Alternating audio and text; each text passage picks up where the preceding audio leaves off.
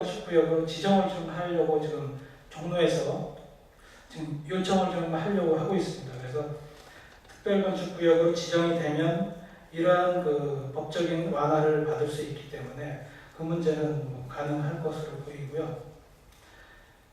세 번째는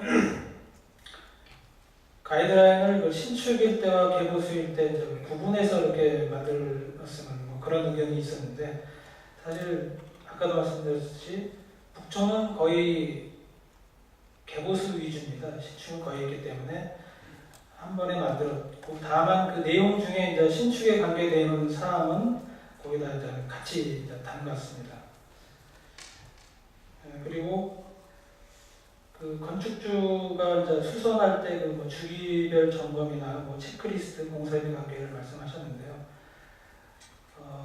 사실 가이드라인하고는 이런 수선 점검은 사실 좀 별개인 사항이지만, 저희가 사실 가이드라인을 만들고 난 후에 또 한옥 수선 매뉴얼을 사실 또 만들었습니다. 그래서 그 제목이 이제 한옥 수선 길자중감화 그렇게 해서 지금 인쇄할 준비만 지금 기다리고 있는데요.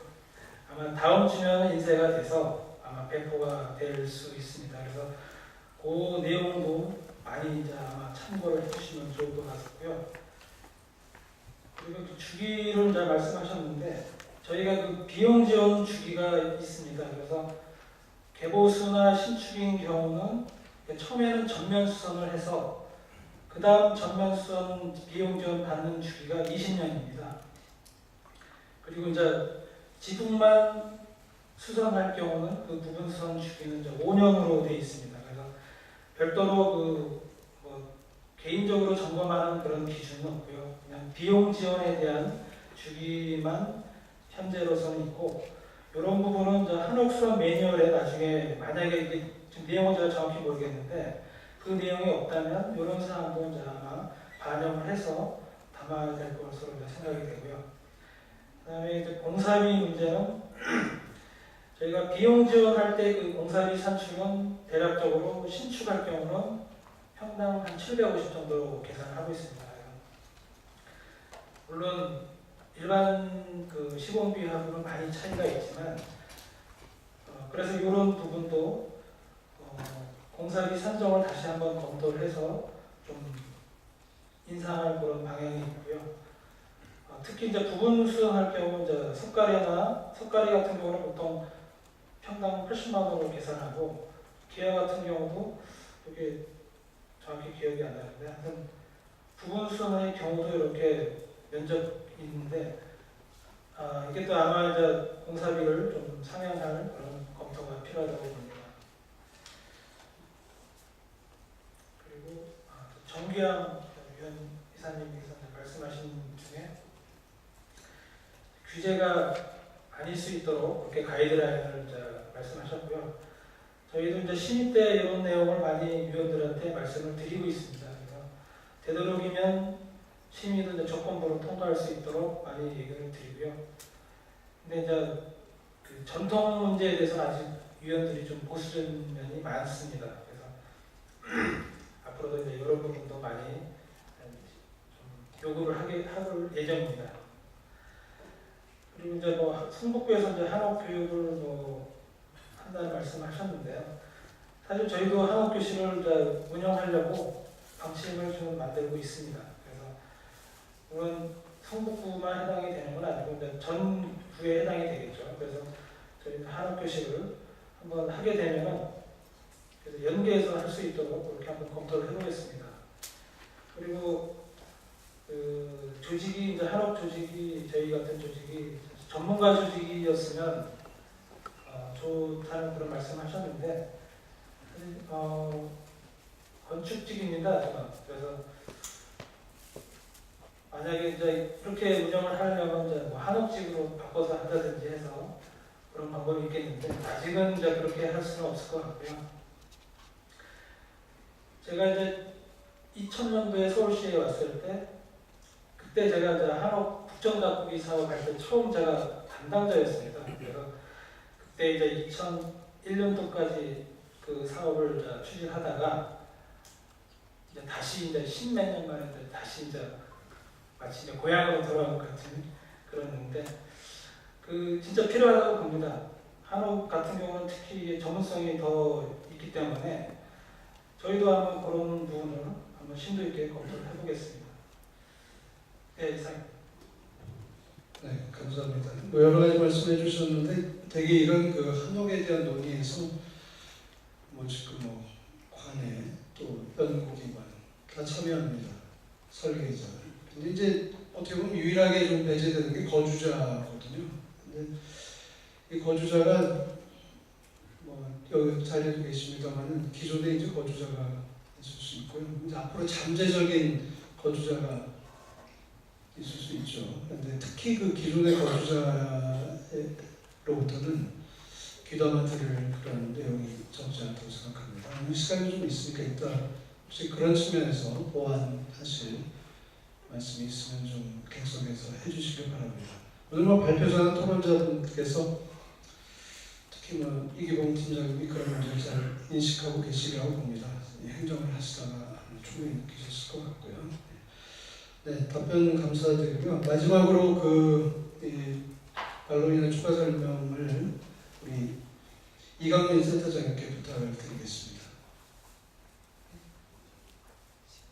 아니, 아까 하신 거니까. 예, 그러면 본부장님께서는 일정이 있으시니까. 네, 오늘 감사드립니다. 박수 한번 드려주시죠. 네, 그러면 이강민 센터장님께서 말씀해 주시죠. 많은 의견들이 나오셔서 제가 정리한 순서대로 답변을 드리겠습니다.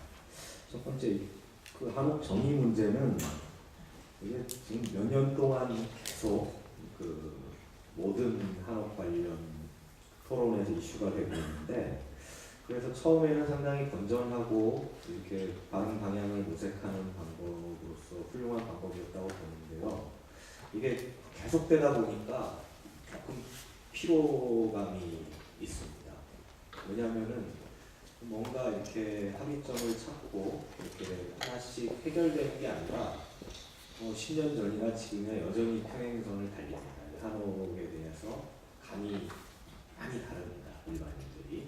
그리고 또 예를 들어 한필원 교수님 수업을 한번 듣느냐 안 듣느냐도 또 한옥에 대해 생각하는 바가 많이 다를 거고, 그 대목분들은 그 목 구조의 진정성이라고 하는 부분에 초점을 맞춰서 한옥을 정의하시려고 하고, 건축가들은 그 공간 구조의 그 고유성을 이야기하기도 하고, 이렇게 많은 그 의견들이 절대 굽히지 않고 평행선을 달려가고 있는데, 그러면서 이제 생각을 해봤는데 정의라고 하는 건 원래 논란이 대상이 되면 안 됩니다. 정의는 이걸로 하자 하고 이제 이거 말할 때는 항상 이 말을 쓰는 거가 정의죠. 정의는 정의한다라고 해서 딱 하고 끝나는 거지, 그 정의가 왜 이러니 하면 정의가 잘못된 거거든요. 그래서 한옥이라는 거는 그야말로 제가 아까 작게 썼지만은 우리나라 전통 양식이 표상된 건축물이다 이러면 논란이 없습니다. 정의는 그렇게 끝나야 됩니다. 이제 논의가 돼야 될 거는 뭐냐? 그러면 그 다음에 그 전통 양식이 뭐냐? 뭘 되살려야 되고 뭐는 없어져도 되냐? 그 다음에 이제 그거 갖고 논의를 해야 되는데, 지금 정의를 갖고 논란이 있어서 저는 그게 문제가 된다고 보고, 그래서 법에 있는 정의라고 하는 거는 지금 당장은 안 되겠지만 이런 식으로 한국 전통 그 건축 양식이 표상된 건축물 이렇게 해서 바뀌지 않아도 되게 놔두고, 이제 그 전통 양식이 뭐냐 하는 거는 기준으로 해결을 해보자는 거죠. 기준으로 해결을 하는데, 그러면 많이 있어도 되고 또 합의되는 만큼 없어졌다 생기기도 하고, 이런 과정들을 좀 거치자는 건데요. 그러면서 이제 저희가 그 설문해보고 이런 그 일반 국민들의 인식을 한번 보니까, 사실은 한옥이라는 게 우리가 인식할 때는 껍데기입니다. 기와지붕이 있고 나무가 보이면 한옥이라고 생각을 합니다. 그 결구 방식이 제대로 됐는지 안 됐는지 전문가가 아니면 확인이 안 되죠. 근데 그 확인 안 되는 거 가지고 이건 한옥이 아니니까 뭐 하는 얘기들은 이 전문성 있는 분야에서 하는 얘기고, 일반 국민이 그것까지 알 필요는 없습니다. 내가 살고 싶은 한옥이라고 하는 거는 기와지붕이 있고 그 목조로 마감되고 황토로 이렇게 발라진 집 이 정도라는 거죠. 그러면서 실내 공간은 또 대단히 현대적이었으면 좋다는 거예요. 그러니까 실내 공간에서 진정성이라고 하는 거는 일반인들은 별로 생각을 안 하는 거죠. 대청마루가 그 원칙대로 깔려 있어야 되고 뭐 구들이 지나가야 되고 이건 생각을 안 하신단 말이에요. 실제로 수요자들은. 그러면은 우리도 그러면 그 정도 수준에서 합의를 하고 가보자라는 거죠. 그래서 지금 제가 오늘 그 기준들을 얘기한 거는 이제는 그 한옥의 정의 문제는 좀 그만하고 어떤 방향으로 한옥이 나가야 될 거냐 하는 방향 속에서 뭐가 필요한지를 좀 보자라고 했던 겁니다. 그래서 아까 처음에 김정희 과장님이 한옥이 꼭 지켜야 될 게 뭐냐라고 했을 때 저는 그 정도가 다인 것 같아요. 그래서 일부러 넣은 게 그 구조의 노출, 싸버리지 말라는 거죠, 외벽을. 그러면은 그거는 거의 대부분 사람들 한옥이 아니라고 인식을 해요. 그리고 기와 지붕이 이제 외식 기와나 그 현대식 기와가 올라갔을 때도 이 상당히 불쾌감을 유발을 하는 것 같아요. 이 일반인들이 보기에 저거 좀 이상하다. 근데 그 두 가지 조건만 만족시키면 이제 좋은 한옥은 아닙니다. 그렇다고 한옥은 맞는 거예요. 한옥은 맞는데 잘못 지었네. 이럴 수 있는 거죠. 좋지는 않다. 그러니까 그런 식으로 지금 정리를 해나가자는 얘기였고요. 두 번째 이제 성능 문제 말씀을 드리면 저희도 녹색 건축 기준을 쭉 검토를 했었습니다. 작년에. 그러면서 이제 좀 생각보다 한옥이 녹색 건축 기준에 잘 부합하는 항목도 많습니다. 녹색 건축 기준이 보니까 이 무슨 기밀성, 단열성만 있는 게 아니라 상당히 많은 그 항목들을 가지고 있습니다. 그러니까 뭐 부재를 재활용하는 거, 주변 공간과 조화되는 거 이런 것들은 충분히 한옥이 오히려 장점을 갖고 있는 항목도 있습니다. 근데 몇 개 항목이 아주 어려웠는데 사실 단열도 해결이 됩니다. 단열까지는 이 단열재를 쓰니까요. 근데 이 침기 부분 아까 지적해 주신 이 침기 부분은 이 차이가 지금 패시브 기준하고 100배 차이가 나거든요. 한옥하고 이게 어떻게 극복이 안 되는 현재로서는 아주 어려운 부분이고 더 근본적으로는 그걸 따라가야 되느냐에 대한 문제가 있습니다. 왜 그걸 해야 되냐. 그게 제가 아까 헤이세이 교마치아 기준 하나 보여드린 게 일본에서도 똑같은 문제에 봉착을 했습니다. 완벽하게 이제 거기는 우리보다 더 먼저 에너지라든지 그 기밀성에 대해서 연구가 많이 진행되다 왔는데 그러다 보니까 전통주택을 고단열 고기밀의 주택으로 이제 바꿔야 되는 거예요. 근데 일본은 원래 일본 사람들이 생각하는 전통주택은 문 다 열고 이렇게 바람이 잘 통하는 집이었어요. 근데 이걸 이제 꽉 닫고 철저하게 제어가 가능한 범위에서만 환기시킨다라고 하는 개념으로 바뀌고 있는데 거기에 대해서 반발이 많습니다. 일본 내에서. 우리가 왜 그런 집에 사냐. 그래서 이 헤이세이 쿄마치아 이 기준을 만드신 교토대 교수님은 저한테 이런 말씀을 하셨어요. 자꾸 집을 마호병 만드는 거다. 일본말로. 보온병 같이 된다는 거예요. 집이.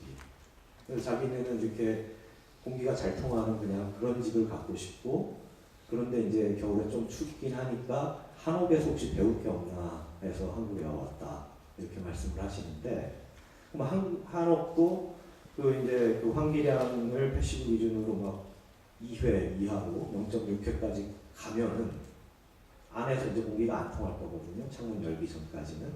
근데 그런 집을 원하느냐 이 문제에 대해서 이제 한번 진지하게 검토를 해봐야죠. 어쩌면은 바람 안 통하는 우풍이 이게 옛날에 또 지금이나 뭐 문제이긴 한데 또 그거가 한옥의 장점이기도 하거든요. 이 부분에 대해서는 상당히 어렵고 그래서 제가 평가 기준을 좀 다르게 바꿀 수 없을까 하는 거를 계속 생각하고 있는 것도 그 통하는 공기에 대해서 인정할 수 있는 기준이 뭐가 있을까 하는 거죠. 그것들이 하나 있고 다음으로 이제 목재 문제는 이게 사실은 한옥 산업의 핵심입니다. 목재 품질 인증이라고 하는. 그게 지금 산림청에서 추진을 하고 있는데 뭐 여러 가지 사정상 잘 되지는 못하고 있어요.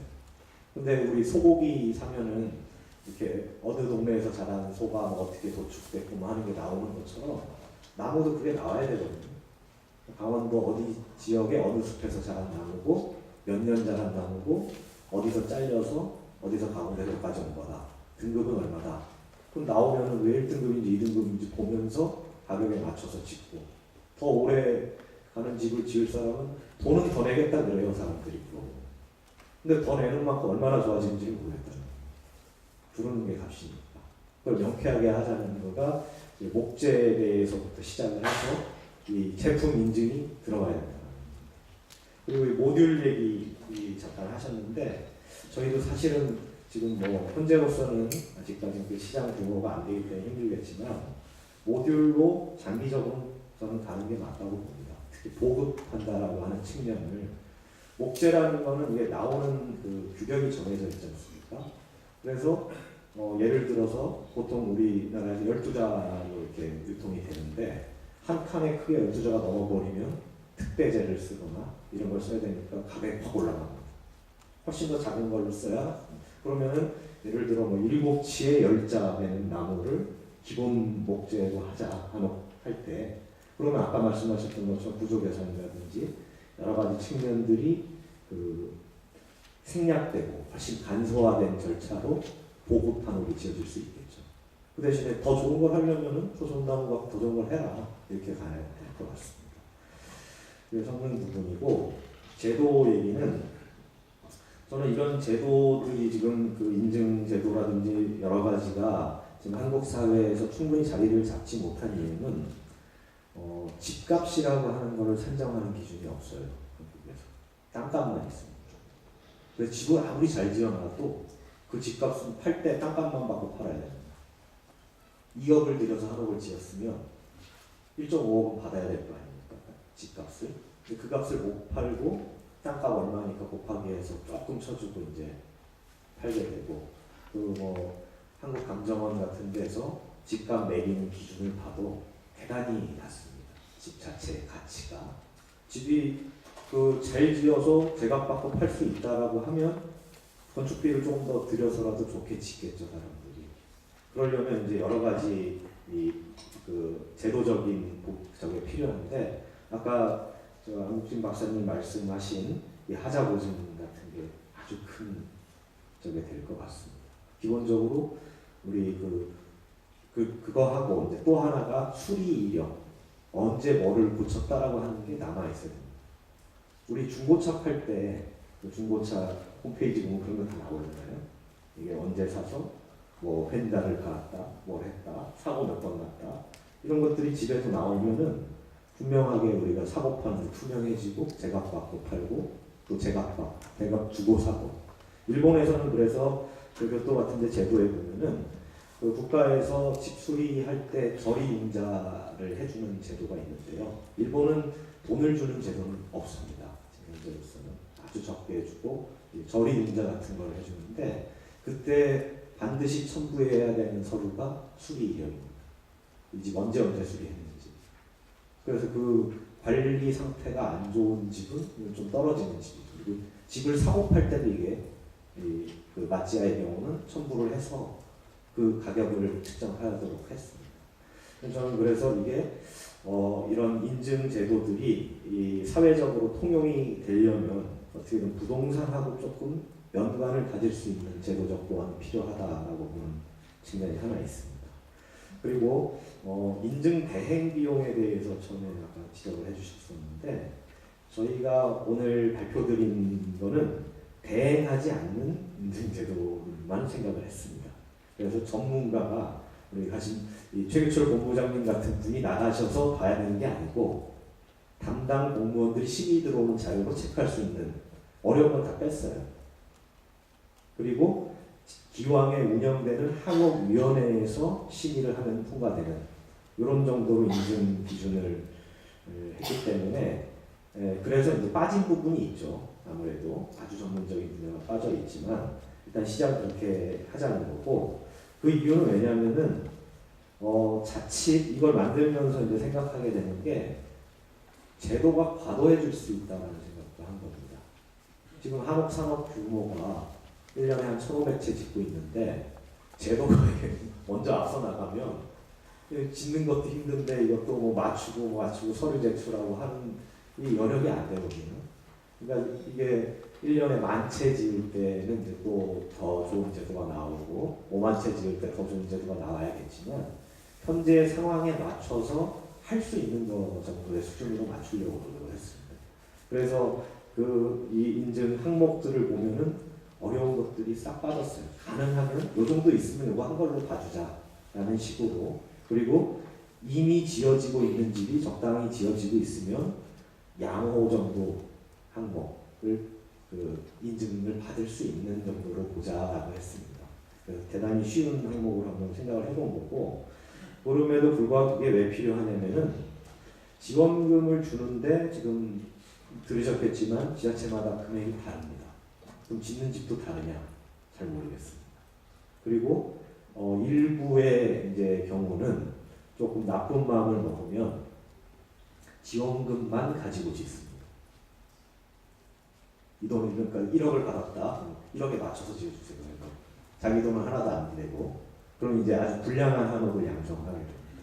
그런 걸 막으려면 이제 차별해서 돈을 주는 만큼 많이 주면 더 좋은 집이 지어져야 되고 적게 주면 조금 덜 돼도 되고 이런 것들에 대해서 우리가 이제 기준을 만들어야 될 시점이 되지 않았느냐는 생각에서 요 간단한 기준을 하나 만들어 본 거고 구체적인 정책으로 개발하는 것들은 조금 더 협의를 하고 상당히 많은 시뮬레이션들을 해봐야겠죠.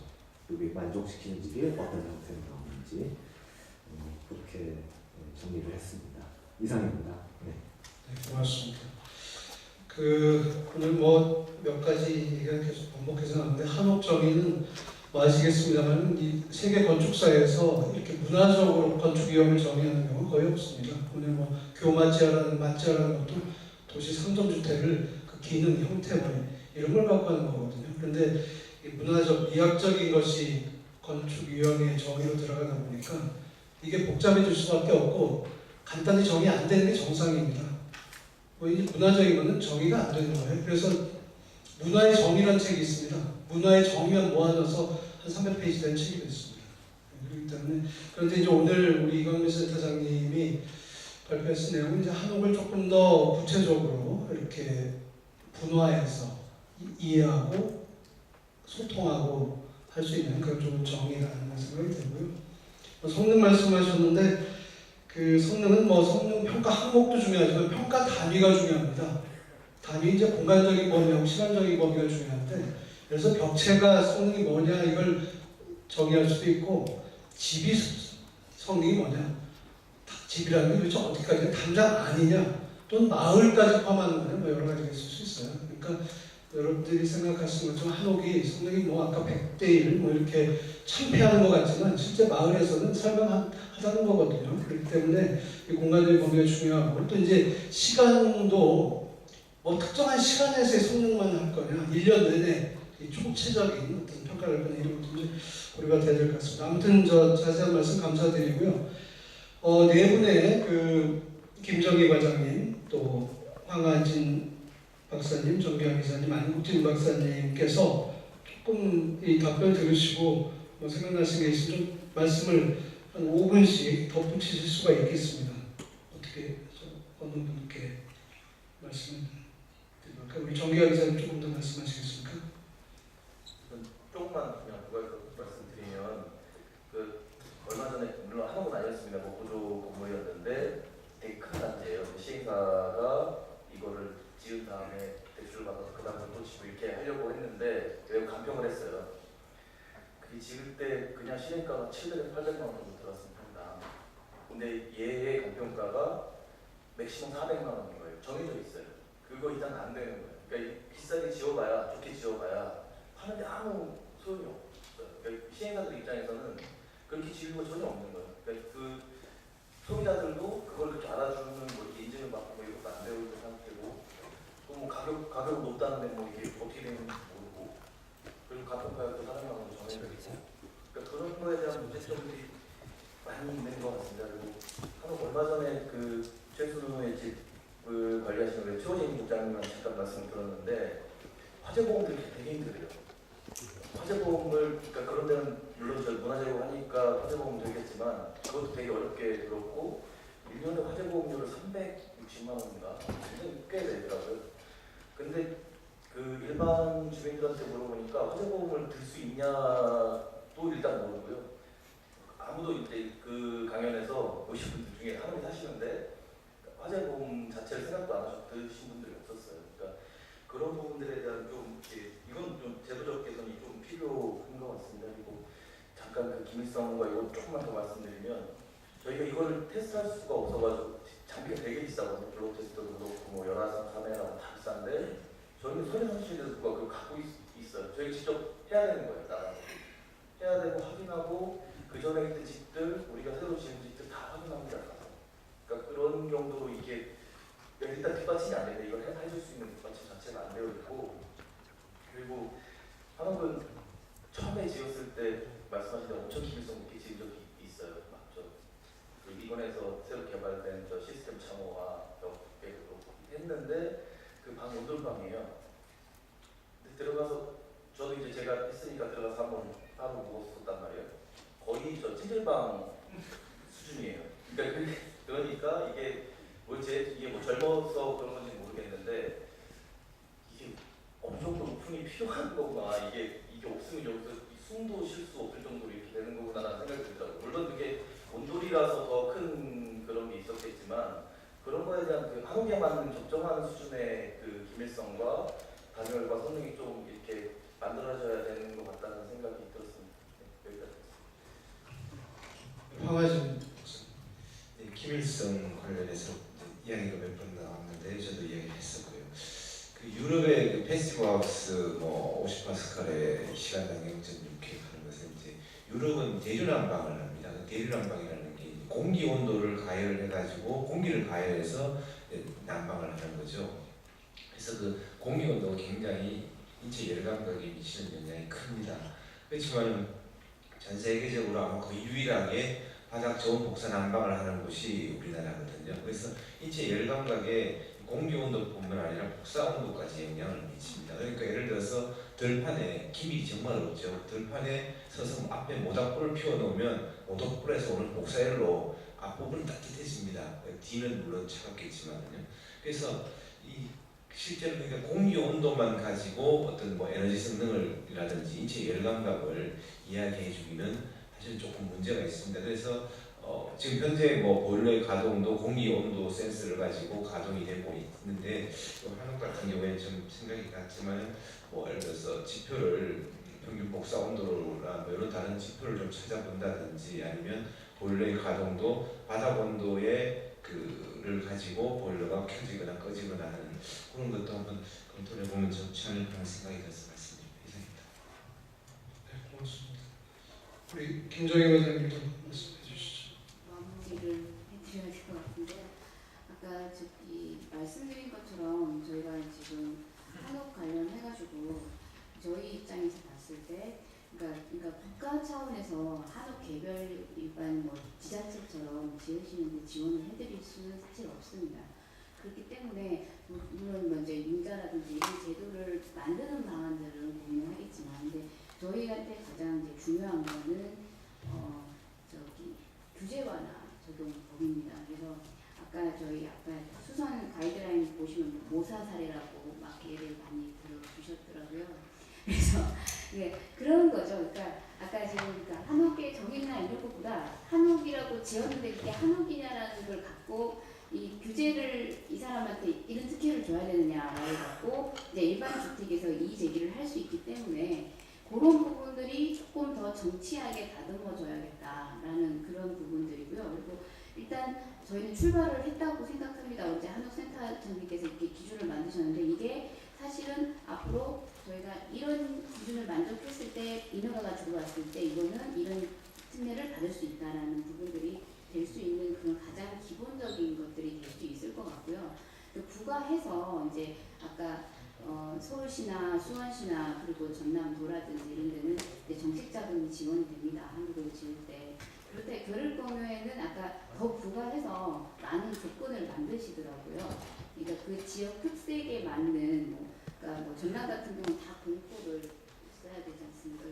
그러니까 동그란 기둥을 다 이렇게 공포가 아니고 동그란 기둥을 써야 되고요. 그러니까 이런 지역 특색에 맞게 한옥을 짓는 거는 그 지자체의 일단 제가 볼 때 권한일 것 같고요. 왜냐하면 아까 우리 한편원 교수님도 말씀하신 마을도 지역마다 다 나름의 특색이 있듯이 한옥도 마찬가지로 그렇게 돼야 될 것 같고요. 다만 이런 규제가 완화되고 이런 부분에 대해서는 이런 기준을 지켜야 된다라는 부분은 명시가 돼야 될 것 같다. 근데 그런 거고요. 그리고 그 목재 관련 부분은 저희도 참 할 말이 많습니다. 그래서 저희도 지금 아까 말씀하신 것처럼 짓는 입장에서부터 본인이 나무를 고르고 사도 그 나무가 왔는지를 확인을 못하는 그런 부분들이기 때문에 근데 이 산림층이 아까 저기 그 목재의 지속 가능한 이용에 관한 법률인가가 사실 2013년 5월 24일 작년에 시행이 됐습니다. 그러니까 이제 출발점이라고 사실 보시면 될 것 같고요. 그래서 산림청도 지금 이제 시스템을 만들겠다고 지금 하고 있는 상태고요. 그래서 저희는 이제 오히려 그런 것들이 이제 협업을 좀 통해가지고 저희가 가장 에러를 그 한옥 가격이 차이가 나는 부분들 중에서 주요 부분 중에 하나라서 그런 부분들에 대해서는 저희도 좀 계속 같이 협업을 해 나가겠다라고 말씀을 드리고요. 그리고 아까 이제 그 녹색 그 에너지 전략, 녹색 인증 얘기 많이 하셨는데 저희가 이제 일단 저희 법에 녹색 에너지 기준을 따르지 않을 수 있도록 특례를 열었습니다. 이번 저희 내년에 시행될 법에요. 그래서 그러니까 물론 지금 그러니까 아까 기밀성 부분은 제가 알기로 전남도에서도 얘기하는데 지금 현재 기준을 충족을 다 시키신다고 하시더라고요.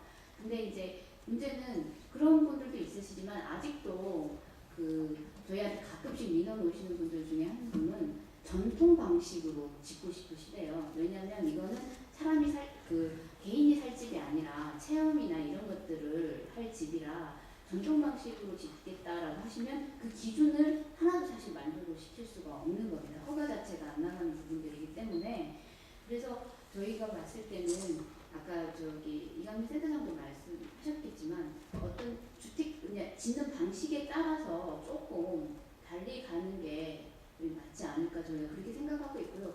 그런 후속 작업들은 앞으로 지금 좀 계속 해 나갈 계획입니다. 그리고 이 감정평가하는 주무부처로서 이런 말 드려서 죄송한데 저희도 제일 아쉽습니다. 이게 그러니까 건축물의 가치가 그러니까 저희가 이제 저희 건축을 하는 저희 건축 정책국 입장에서 보면 제일 아쉬운 부분 중에 하나입니다. 그러니까 저희 때 감정평가라는 게 땅의 가치를 주로 평가를 하다 보니까 건축물의 그 가치가 평가가 안 되고 그러다 보니까 좋은 건축 만들려는 이런 수요들이 자꾸 줄어들고 싸게만 지으려고 하는 그런 것들이 있어서 이거는 앞으로 저희가 장기적으로 계속 이 하두를 붙들고 계속 좀 요구를 해나가야 조금씩 바뀔 수 있지 않을까 그렇게 생각합니다. 네, 이상입니다. 네, 아주 구체적인 말씀 감사드립니다. 그러면 이렇게 해서 이 소위 주최 측의 프로그램은 다 끝났고요. 지금부터는 한 30분 정도 오늘 주최 본부장님이 가셔서 10분 정도 더 남네요. 한 35분 이렇게 시간이 있습니다. 오늘 발표자나 토론자 우리 특정해서 질문이나 코멘트를 하셔도 좋고요. 아니면 포괄적으로 좀 하시고 싶은 말씀을 자유롭게 해주시면 감사하겠습니다.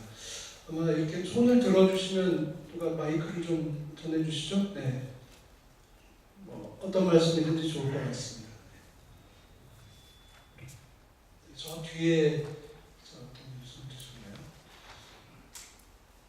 서로 이렇게 알기도 할 겸해서 성함을 먼저 말씀해 주시고 질의 있는 토론해 주시면 감사하겠습니다.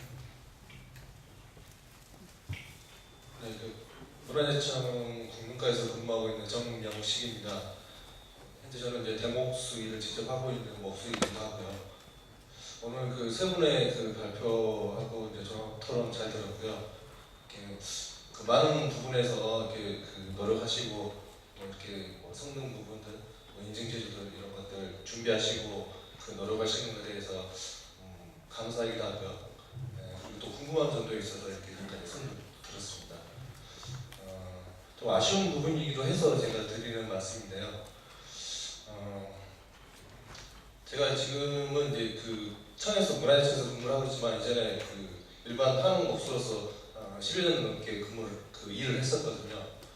그때 그 오래가는 한옥 그리고 좋은 한옥 제가 지금까지 지었던 그 집 좋은 한옥이 나왔던 거는 제가 좋은 건축주를 만났을 때 그때 그 집이 나왔던 것 같거든요. 그게 저는 가장 그 기본이었던 것 같습니다. 지금 계속 발표하시면서 토론하시면서 뭐 그 원리 원칙도 얘기하시고 기본도 계속 얘기하시는데 제가 생각하는 그 기본은 사실 그 건축주 이분들이 가져야 될 건축적인 소양 이런 것들이 먼저 있어야 된다고 생각하거든요. 그렇다 그러면 이거는 뭐 다른 문제가 아니라 저희 이제 그 교육적인 부분 그러니까 뭐 어릴 때부터 계속적으로 지속적으로 좀 노출이 돼가지고 한옥이라든가 아니면 우리 건축에 대해서 이게 뭐 어떤 게 집이고 한옥이고 이런 것들을 어릴 때부터 조금씩 접해오면서 커서 어른이 돼서 건축주가 되면 이제 내가 그 지으려고 하는 이 집이 어떤 식으로 지어져야 되고 이런 것들을 좀 알아야 된다고 생각하거든요. 근데 이런 교육에 관련된 부분들은 이전에 포럼부터 지금까지 들어보니까 한 번도 나온 적이 없는 것 같아서 그게 좀 아쉽거든요. 물론 여기 계시는 분들이나 아니면 뭐 지속적으로 그 국토교통부에서 하고 있는 한옥 시공 중간 관리자 과정이나 아니면 뭐 설계학교, 뭐 문화재청에서 하고 있는 그 기능인들에 대한 이거 연수 과정이라든가 문광부에서 하고 있는 이렇게 뭐 단발성이지만 사실 이렇게 체험할 수 있는 이런 것들 한 번씩 가끔 하거든요. 그런 정말 일부인 것 같습니다. 그래서 전체적으로 우리 이제 국민들이 아니면 정말 앞으로 건축주가 되실 분들이 좋은 한옥이 뭔지 오래가는 한옥을 짓기 위해서는 내 집은 어떻게 지어야 될지 이런 것들 좀 알아야 되는데 그런 것들에 대한 정책적인 부분이나 이런 얘기들이 한 번도 나온 적이 없는 거거든요. 저는 그게 아쉽거든요.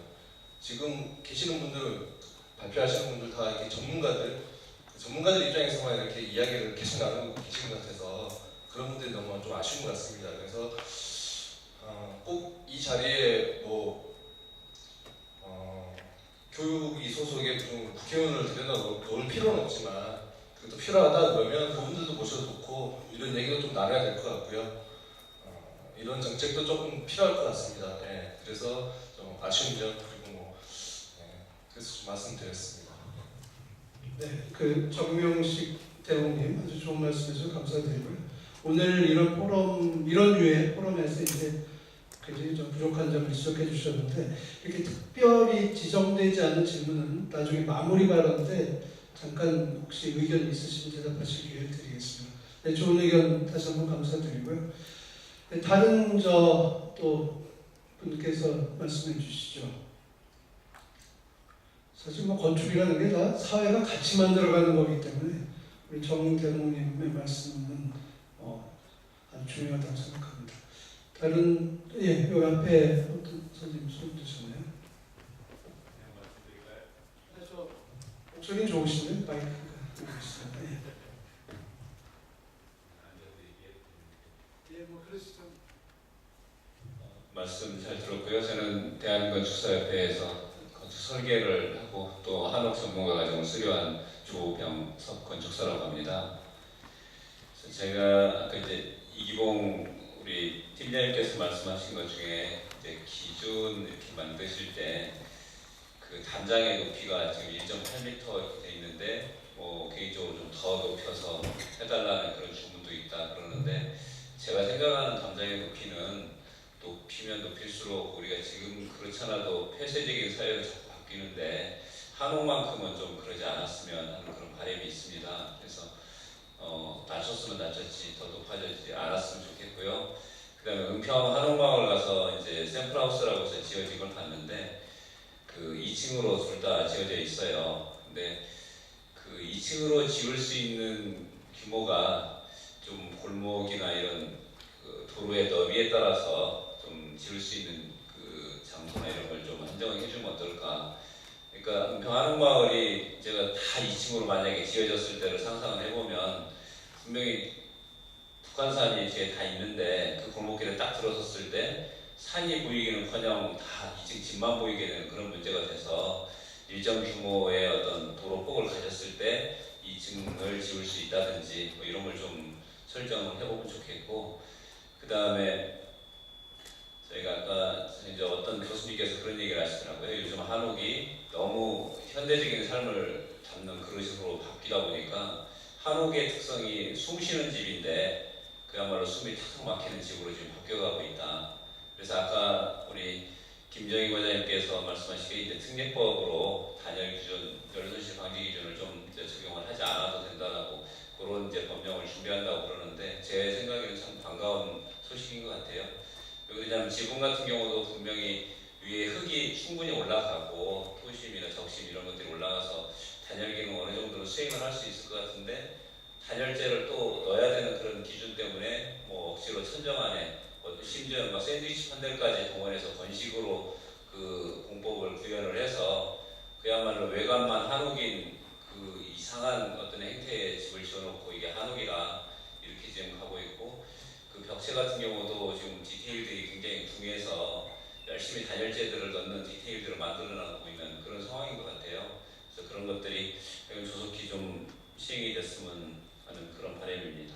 그리고 기와에서도 지금 신한옥에서 지금 기와를 자꾸 연구 개발해가지고 뭐 옛날 슬레이트처럼 뭐 몇 장이 한꺼번에 단들로 이렇게 세팅된 이런 기와도 막 개발해보고 시험적으로만 해보는 것 같은데, 제가 은평 가서 느낀 게 신한옥이라고 해서 기와 이렇게 올려놓은 거하고 그 옆에 이제 SH공사에서 기와 올린 걸 색감을 봤어요. 근데 그냥 제 개인적인 느낌은 그 개발된 이런 기와보다는 전통적인 기와 색감이 우리 정서에 잘 맞지 않나, 너무 좀 섬뜩한 그런 느낌이 들더라고요. 기와가 너무 천편일률적으로 진한 색감에 이런 단일색 모노톤이 되다 보니까 이상입니다. 그 마지막에 하신 말씀 섬뜩합니까? 산뜻합니까? 제가 네, 섬뜩했습니다. 아, 섬뜩. 네. 아, 좋은 말씀입니다. 네, 말씀 감사드리고요. 뭐 대체적으로 이제 코멘트에 해당하는 것 같은데 혹시 뭐 여기에 대해서는 바로 답하실 내용이 있으신가요?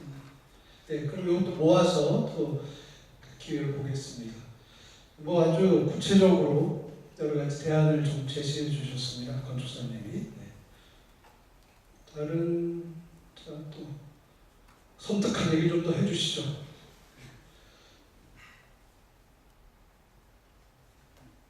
예.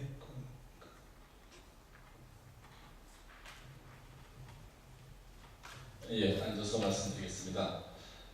저는 홍익대학교 건축도시대학원의 외래교수로 있는 서주호입니다.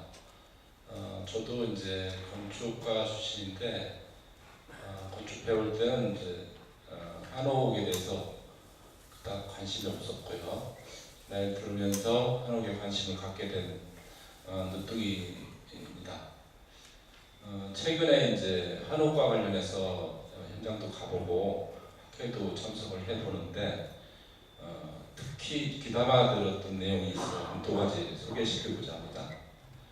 현대 우리 살아가는 패턴이 과거에 한옥을 살던 세대와 시대적 배경이 다릅니다. 그래서 한옥 은평에 있는 시범주택의 경우에도 땅값하고 건축비의 합산액이 런썸으로 10억이 넘는데 10억 이상의 주택을 살려고 하면 그보다 훨씬 더 좋은 경관을 원한다는 것이 클라이언트의 요구라는 거죠. 그래서 뭐 많게는 20억, 뭐 보통 15억 들어가는 돈을 대가면서 그렇게 따박 붙어 있는 집을 살겠느냐의 문제가 있다는 거고요. 그다음에 생활 패턴이 그렇게 계속 뜯어 고쳐가면서 사는 집을 살려고 할 때는 우리 생활이 사실 주 5일 근무라고는 하지만 매일 집을 고쳐가면서 살기에는 우리가 시간이 없다는 겁니다. 그래서 우리 라이프 사이클과 주거 형태가 현재까지는 안 맞는구나라고 제 스스로 판단을 했다는 거죠.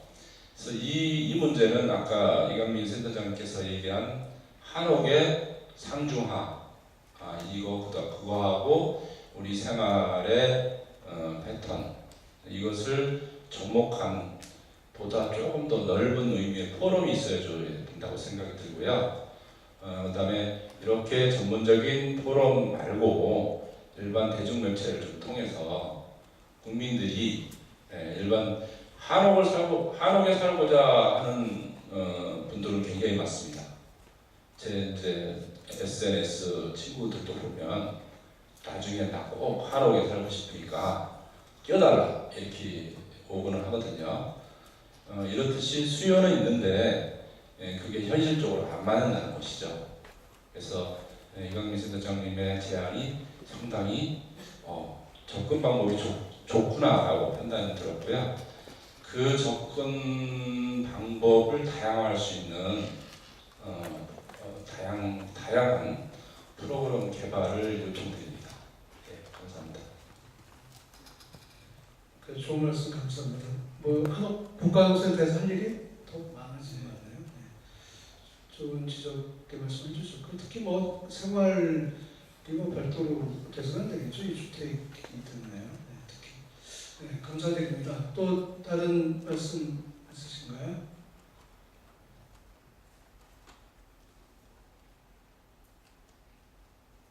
이런 포럼은 그렇게 대중적인 포럼은 아닌가요? 이것도 그 경계 좀 궁금하네요. 네. 좀 중간 정도에 있는 것 같죠? 이렇게 전문적인 자리 같기도 하고 대중적인 자리 같기도 하고요. 네. 앞에 저 선생님.